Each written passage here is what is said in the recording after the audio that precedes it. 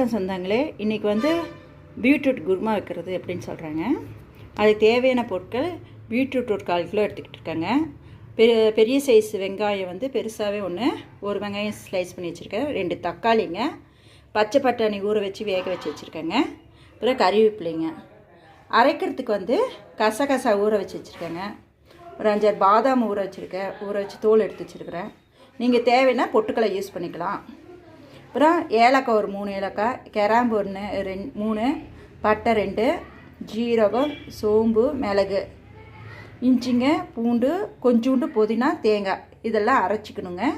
அப்புறம் பொடி வந்து மல்லித்தூள் 1.5 ஸ்பூனு, மிளகாத்தூள் 1 ஸ்பூனு, மஞ்சத்தூளுங்க.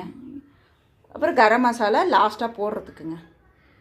இப்போ எப்படி செய்கிறதுன்னு சொல்கிறேங்க பாருங்க. இப்போ குக்கரில் வந்து எண்ணெய் ஊற்றிட்டேங்க. எண்ணெய் காஞ்சிருச்சிங்க. ஒரே ஒரு பிரியாணி இலை மட்டும் தாளிப்பு போட்டு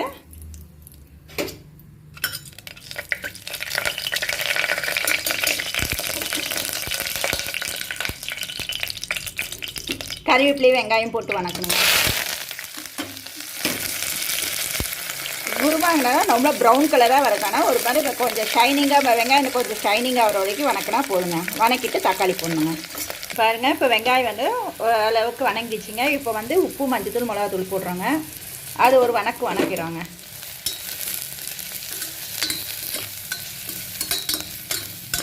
வணக்கிச்சிங்களா? இப்போ வந்து தக்காளி பழம் போட்டுக்கலாங்க.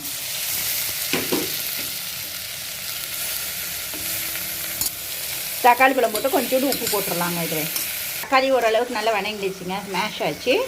இப்போ வந்து கட் பண்ணி வச்சுருக்க பீட்ரூட் வந்து நீங்கள் எப்படி வேணுமோ உங்களுக்கு தகுந்த மாதிரி எடுத்துக்கலாங்க. நான் ரொம்ப கொஞ்சம் சன்னமாக அரிஞ்சிருக்கேன் பொடிசாக.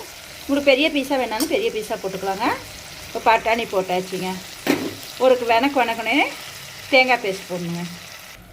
இங்கே பாருங்கள், இப்போ வந்து தேங்காய் ஆட்டினோம் இல்லைங்களா, அதை ஊற்றி கொஞ்சம் தண்ணி ஊற்றி சவுண்டு ஒரு 2 சவுண்டு விட்ருங்க. இப்போ பாருங்கள், குருமா ரெடி ஆயிடுச்சிங்க. இப்போ லாஸ்ட்டாக வந்து கரம் மசாலா போட்டு ஒரு கொதிக்க வச்சு ஆஃப் பண்ணிட்டால் குருமா ரெடிங்க. நீங்களும் செஞ்சு பார்த்துட்டு எப்படி இருக்குன்னு கமெண்ட் போடுங்க. நன்றிங்க.